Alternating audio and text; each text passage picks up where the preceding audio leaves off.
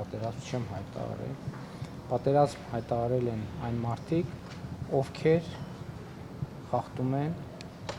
հայ առաքելական եկեղեցու կանոնակարգը, խախտում են կուսակրոնության ուխտագիրը, խախտում են մեր ավանդույթները եւ իմ խնդիրը որպես հայ առաքելական եկեղեցու հավատավոր հոտի հավատարիմ ներկայացուցիչ եկեղեցին վերադարձնելն է հոգևոր արժեքներին եւ հոգևոր արմատներին։ Ինչ վերաբերում է աշխարհաքաղաքականությանը, այո, տարածաշրջանում իրադրությունը շատ բարդ է եւ եթե դուք նկատել եք, ես այդ իրադարձությունների մեկնարկից ի վեր ներքաղաքական հարցերով առանձնապես չի արտահայտվում, բայց դա չի նշանակում, որ մյուսները այդ պասիվությունը պետքա օգտագործեին լկտի հարձակումներ անելու համար։ Այդ լկտի հարձակումները համարժեք պատասխան կստանան։ Հույս ունեմ արդեն համոզվել եք։ Խնդրեմ։ Չունեք հարց, խնդրեմ։ Դուք վստահաբար ընդունում եք արդեն մայիսի 31-ից սկսած, որ սրբազանները խախտել են հայ կուսակրոնության ուխտը։ Միշտ ասում եք հիմքեր կա, արդեն կպահականներն էլ դա որպես բացարձակ ճշմարտություն են ներկայացնում, երեկ էլ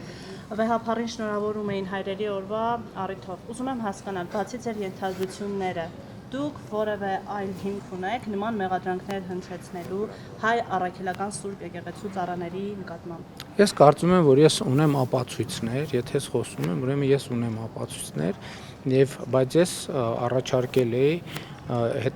դուք չեք նկատել, որ չեն վիճարկում իրենք դա։ Իրենք չեն վիճարկում։ Ասում են անլուրջ է ձեր հայտարարությունը։ Իրենք չեն ասում, իրանք ընդհանրապես չեն վիճարկում իմ հայտարարությունները, չեն վիճարկում։ Այ երբ որ կվիճարկեն, ես առաջարկել էի,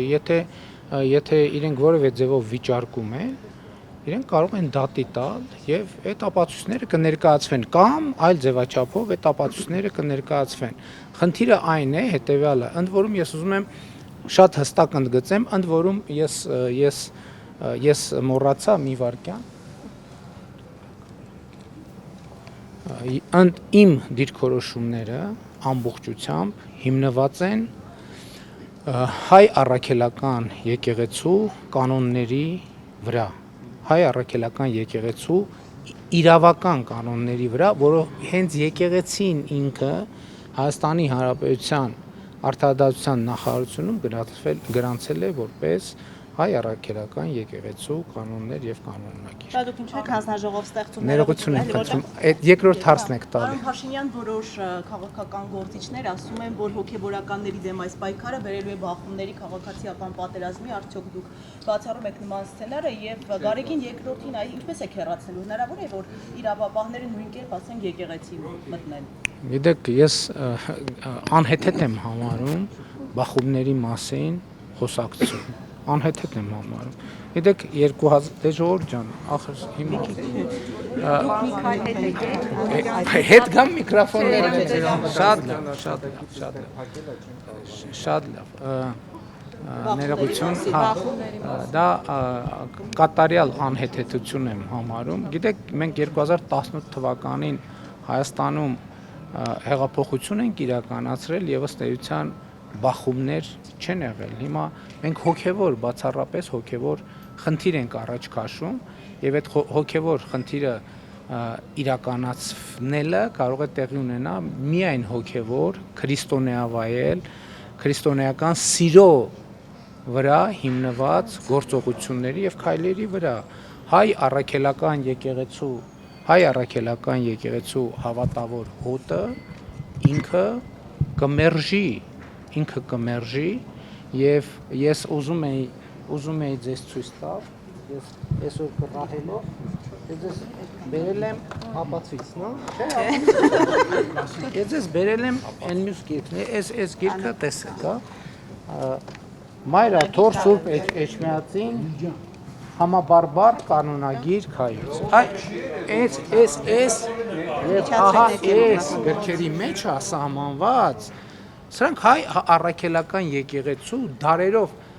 այս գրքի մեջ կանոնները ձևակերպվել են 356 թվականից Աշտիշատի ժողովից սկսած, որտեղ հստակ ասվում է, որ կուսակրոնությունը խախտած եպիսկոպոսը, ես գիտեք, որ կաթողիկոսը նույնպես եպիսկոպոս է։ Կարգալույծ է արվում։ Նրանք չեն կարող ընդհանրապես խորանին մոտենալ։ Նրանք չեն կարող հաղորդակից լինել հայ առաքելական եկեղեցու սրբություններին։ Եվ դա ոչ թե ես եմ ասում, դա սահմանված է մեր նախնիների սուրբ ավանդով, պատգամով եւ կանոններով։ 300 այստեղ ահագին բառեր կան իմիջայլոց, ես կարդացել եմ, ահագին բառեր կան, ես հիմա չէ հումոր չեմ ասում։ Նոր բառեր էլ կան, ձեզ ծանոթ բառեր էլ կան, անծանոթ բառեր էլ կան, բայց այսօր չեմ կարծում, թե մենք գիտեք ինչ, ես առավոտյան շատ վաղ եմ արթնանում եւ ամեն օր գոնե 1.5 ժամ նվիրում եմ ընթերցանությանը։ Եկեղեցու, գիտեք ինչ, վերջին շրջանում, վերջին ամիսներին հիմնականում հայ ժողովրդի պատմությանը, մեր եկեղեցու պատմությանը, մեր եկեղեցու ավանդներին, մեր եկեղեցու կանոններին, սուրբ գրյան ընթերցումներին եւ այլն եւ այդպես շարունակ։ Պարոն վարչապետ, սկսենք, պարոն վարչապետ,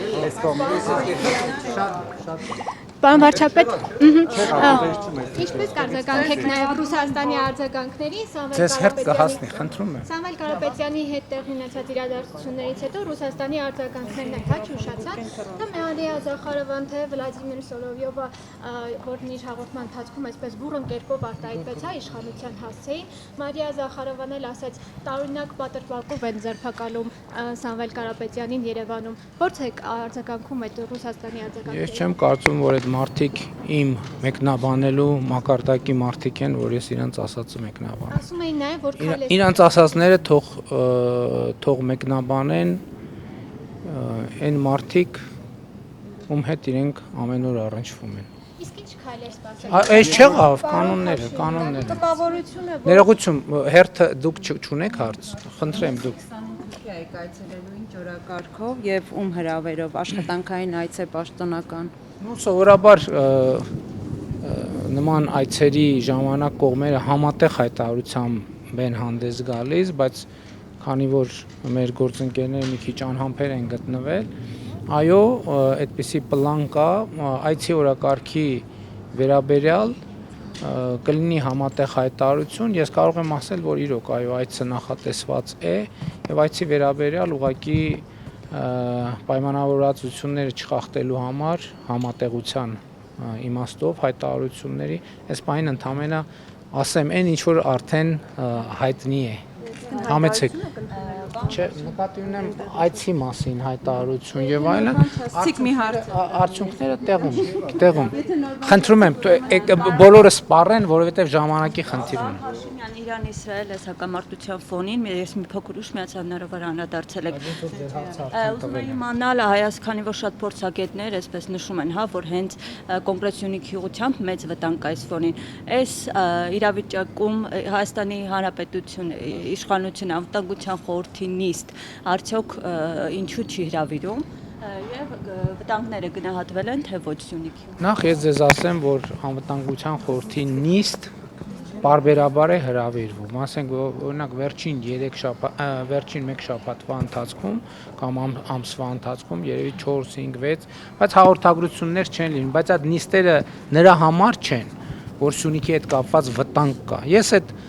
Ես այդ հայտարարությունները համարում եմ սադրիչ, պրովոկատիվ, մի րոպե, ես այդ հայտարարությունները համարում եմ սադրիչ, պրովոկատիվ Ես այդ հայտարարությունները համարում եմ չհիմնավորված եւ Հայաստանի քաղաքացիների շրջանում անհանգստություն, խուճապ եւ անորոշություններ գեներացնելու համար։ Հայաստանի Հանրապետությունը եւ Ադրբեջանի Հանրապետությունը համաձայնեցրել են խաղաղության եւ միջպետական հարաբերությունների հաստատման մասին համաձայնագրի նախագիծը եւ ինչպես ասել եմ, Հայաստանի եւ Ադրբեջանի միջև նոր պատերազմ չի լինելու է խաղաղություն։ Պարոն Փաշինյան, տպավորություն է, որ դուք այս երկրի դատավորն եք փորձում լինել, ԱԱԾ պետն եք, կոշկակար եք, բոլորը փորձում են կատարել ձեր քմահաճույքները։ Սա է արդյոք ձեր ժողովրդավարությունը եւ խնդրում եմ արցախցիների պահով։ Դուք բերել եք ձեր հայրենակիցներին այստեղ եւ պատասխանատվություն եք կրում։ Ինչ է սպասվում արցախցիներին այսքանից հետո։ 40,000-ները կտրեցիք, մարդիկ մնացել են անտուն։ Խնդրում եմ, որպես երկրի պատասխանատու պատասխանատվություն կրեք ձեր հայրենակիցների առաջ եւ պատասխանեք իմ այս հարցին։ Դուք ձեր հարցի մեջ նշեցիք, որ բոլորը փորձում են կատարել իմ քմահաճույքները։ Հիմա որ դուք ասեք, դուք իմ որ քմահաճույքն եք փորձում կատարել, ես ձեր հարցին կպատասխանեմ։ Բոլորը, դուք եք բոլորի մեջ մտնում, օրինակ դուք որ քմահաճույքն եք։ Ուժային կառույցների մասին եք խոսում։ Չէ, ես գիտեք ինչ, ներողություն եմ խնդրում։ Ներողություն եմ խնդրում, ես հարցը լսեցի եւ հարցին պատասխանեցի։ Խնդրեմ։ Իսկ արցախցիների պահով չեք ուզում անդրադառնալ։ Կանդրադառնամ, հեսա կհարցնեն։ Պարոն Փաշինյան, արդյոք ձեզ հայտնի դարձել են տեղեկություններ այն մասին, որ Ինչն է խնդիրը, ոնց սխալ են կանգնած։ Հա?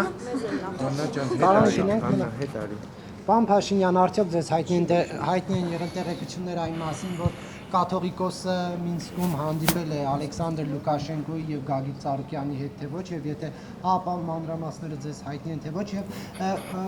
Արդեն երկրորդ հարցն եք տալի։ չի, ենթահարցա։ Դուք երբ եք քրիստոնեությունը ընդունել, ինչու է այս հարցը առաջանում, որովհետեւ դուք շուրջ 1 ամիս առաջ է, որ սկսել եք այս եկեղեցին մաքրելու գործընթացը, եւ եթե քրիստոնյան տեսնում է, որ եկեղեցում խնդիր կա, պետք է չնայի լրագրող է, падգամավոր է, վարչապետ է, պետք է շտապ քայլեր ձեռնարկի, բայց որ դուք այս վերջում եք սկսել այս գործընթացը, հարցեր են առաջանում, ինչու այս փուլում։ Գիտեք, ես նաև Մինսկից ոչ մի տեղեկություն չունեմ։ Իսկ այս հարցի վերաբերյալ իմ դիտարկումները, իմ կարծիքները, դիրքորոշումները ես սկսել եմ արտահայտել շատ վաղուց իմ լրագրող եղած տարիներին եւ եթե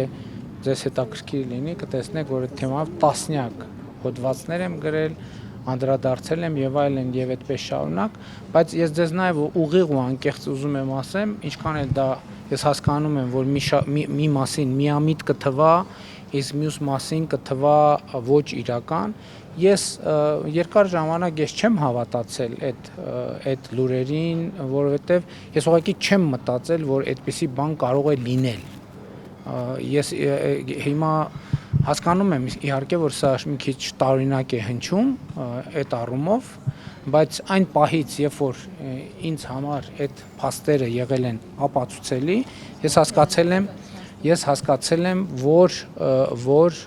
չեմ կարող որպես հայ առաքելական եկեղեցու հավատավոր հետևորդ չեմ կարող ուղղակի անտարբերության մատնել այդ հարցը։ Ես վարչապետի ինչ լծակ եմ օգտագործել,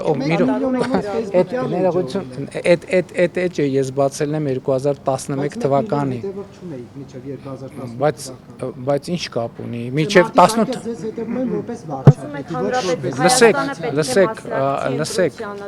լսեք, դա իմ անձնական էջն է եւ ես իմ կարծիքները կիսում եմ, այդ թվում որպես վարչապետ Հայաստանի Հանրապետության քաղաքացիների եւ հայ առաքելական եկեղեցու հետևորդների հետ։ Ինչ խնդիր կա։ Խնդրեմ։ Պարոն Փաշինյան, դուք ասացիք, որ Ադրբեջանի հետ խաղաղություն կլինի, բայց ըստ էության հնչող ազդակները եւ տեղի ունեցող զարգացումները դրանց չեն բերում։ Վառապացույցն է այն կրակոցները, որոնք տեղի ունենում Ադրբեջանի կողմից Սյունիքի գյուղերի ուղղությամբ եւ նաեւ խոսք էր գնացել օրի ու ժամի պայմանավորվածության վերաբերյալ, որը եղել է Հայաստանի առաջարկը եւ Ադրբեջանը մինչեւ հիմա այդ առաջարկությունը չի ընդունել։ Սա արդյոք չի խոսում այն մասին, որ Ադրբեջանը ըստ էության Հայաստանի հետ խաղաղություն չի ցանկանում կնքել եւ նաեւ ինչ քայլեր է ձեռնարկում Հայաստանի իշխանությունը Ադրբեջանում պահվող գերիների վերադարձի ուղղությամբ։ Մենք ասել ենք, որ մենք հավատարիմ ենք մնալու խաղաղության օրակարգին եւ մենք շարունակում ենք խորհրդակցությունները, բանակցությունները Ադրբեջանի հետ խաղաղության համաձայնագրի ստորագրման ժամկետների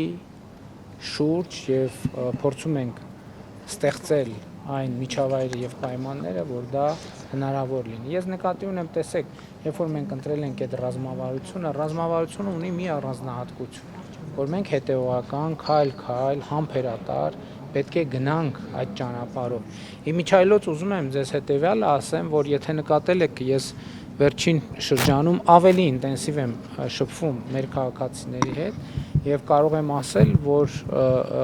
միանշանակ ընդգծել, որ խաղաղության օրակարգի իրացման ճանապարհին մենք ունենք Հայաստանի Հանրապետության քաղաքացիների միանշանակ եւ աներկբա աջակցությունը։ Հիմա մնացածը խնդիրը հետեւյալն է։ Ես այսօր էլ պատրաստվում եմ ասել եւ գիտեք ինչ, իմ կարծիքը հետեւյալն է, որ այո, Հայաստանի Հանրապետության շուրջ կան սպառնալիքներ։ Այդ սպառնալիքները եղել են միշտ, բայց նորությունը այն է, որ Հայաստանի Հանրապետության շուրջ եւ Հայաստանի Հանրապետության համար ստեղծվել են աննախադեպ հնարավորություններ, որոնք նախկինում երբեք չեն եղել, եւ ընդ որում նորություններից մեկը այն է, որ հիմա իմ գնահատմամբ Հայաստանի Հանրապետությունը սպառնալիքները կառավարելու եւ հնարավորությունները օգտագործելու ավելի մեծ կարողություններ եւ հնարավորություններ ունի։ Գերիների մասով էլ գիտեք, բոլոր հարցերով մենք աշխատում ենք ամենօրյա ռեժիմով, նայած այդ օրը ինչ հնարավորություններ եւ ինչ նոր մարտահրավերներ են ի հայտ գալիս, բնականաբար այդ բոլոր հարցերը չեն կարող մեր օրակարգից դուրս լինել։ Խորհրդարանական ընդդիմությունը պարոն վարչապետ ձեզ ամստահություն հայտնելու գործընթաց է փորձում սկսել, չեմ հիշում թե որորդ անգամ,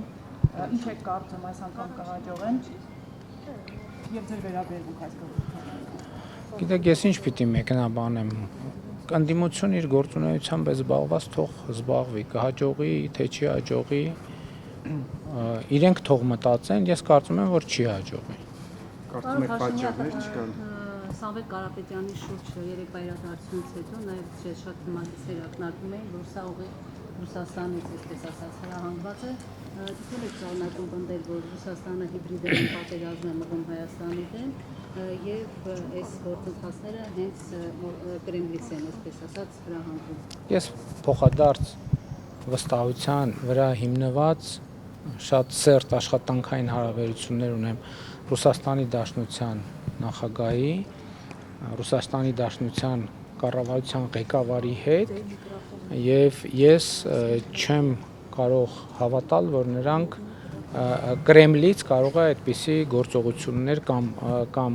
կառավարությունից սպիտակ տուն են անվանում իրենց կառավարությունը նույնպես կարող է Հայաստանի դեմ նման գործողություններ լինել, բայց չեմ բացառում եւ մեծ է հավանականությունը, որ Ռուսաստանում այնուամենայնիվ կան որոշակի շրջանակներ, ընդ որում ոչ միայն Ռուսաստանում կան այդպիսի շրջանակներ, ես վստահ եմ, որ կոնկրետ այս դեպքում այլ երկրներում էլ կան որոշակի շրջանակներ, որոնք այս հիբրիդային գործողությունների եւ հիբրիդային պատերազմի հետևում են կանգնած, բայց ես նաև համոզված եմ, որ մենք ունենք բոլոր կարողությունները եւ բոլոր հնարավորությունները կառավարել այդ հիբրիդային ռիսկերը եւ ոչ միայն հիբրիդային ռիսկերը։ Հարգելի լրագրողներ, պայմանավորվածության համաձայն Լեռնային Ղարաբաղից բռնի տեղահանված մեր հայրենակիցների հետ կապված մենք ընթացքի մեջ է բնակարանավորման ծրագիրը, աշխատանքի ծրագիրը եւ այլն, սոցիալական առավել խոցելի խմբերին սոցիալական աջակցության ծրագիրը, ես ուրախությամբ եմ արձանագրում, որ Լեռնային Ղարաբաղից բռնի տեղահանված մեր մի քանի տասնյակ հազար հայրենակիցներ արդեն Հայաստանի Հանրապետությունում աշխատանք ունեն, աշխատում են եւ ես համոզված եմ, որ նաեւ մեր աջակցությամբ նրանք կտնավորվեն Հայաստանի Հանրապետությունում եւ մենք ամեն ինչ կանենք, որ նրանք իրենց զգան մաքսիմալ լիարժեք, չնայած ես կարծում եմ, որ դրա համար պետք է աշխատանքի հարցը լուծել, ուրիշ որևէ լրացուցիչ բան անելու անհրաժեշտություն չկա, որովհետեւ նրանք գտնում են իրենց իրենց հայրենիքում, իրենց տանը եւ քաղաքացիություն կստանան եւ իրենք վերջնականապես կգտնվեն իրենց պետության մեջ։ Շնորհակալ եմ։ Ինչու եք պետության փողերով կրթվելը նորաձև է շարժումը ֆինանսավորում։ Մենք եթե այդ հարցը կարևորում էիք, ախր տայիք ընթացքում։ Այդ ազնիվ ներողություն է։ Չէ, ներողություն, բայց վերև մենք պայմանավորվեցինք, որ մի հարց եք, չէ՞ տալիս։ Դա ազնիվ չի։ Եթե ես այդ հարցին կպատասխանեմ, բայց ես ուղղակի ուզեցի այդ դիտարկումը անել։ Ուրեմն իմ գործունեության ցանկացած ձև, հա, այսօր որ ես եկել եմ ազգային ժողով, հետո որ գնամ հետ ազգային ժողովից, այդ ամեն ինչը ֆինանսավորվում է Հայաստանի Հանրապետության պետական բյուջեից, վարչապետի գործունեության շրջանակում։ Այն ինչ որ ես անում եմ կրթվելը նորաձև է շարժման շրջանակներում, դա համարում եմ իմ որպես վարչապետ գործունեության չափազանց կարևոր մաս։ Հակառակ դեպքում ես շաբաթ կիրակիները եւ նույնիսկ որոշ աշխատանքային օրերի աշխատանքային ժամեր չէի տրամադրի։ Ես հկա որ մի րոպե, դա Հայաստանի Հանրապետության քաղաքացիների հետ խոսակցություն է, մեր ժողովրդի հետ խոսակցություն է։ Դա փակ, խորհրդապահական, այսինքն այնտեղ գաղտնիք չկա, բայց հանգիստ դահլիճային պայմաններում։ Դա Հայաստանի Հանրապետության վարչապետի գործունեության մի մաս է եւ Հայաստանի Հանրապետության վարչապետի գործունեությունը չի կարող ֆինանսավորվել այլ աղբյուրից, բացի Հայաստանի Հանրապետության պետական բյուջեն։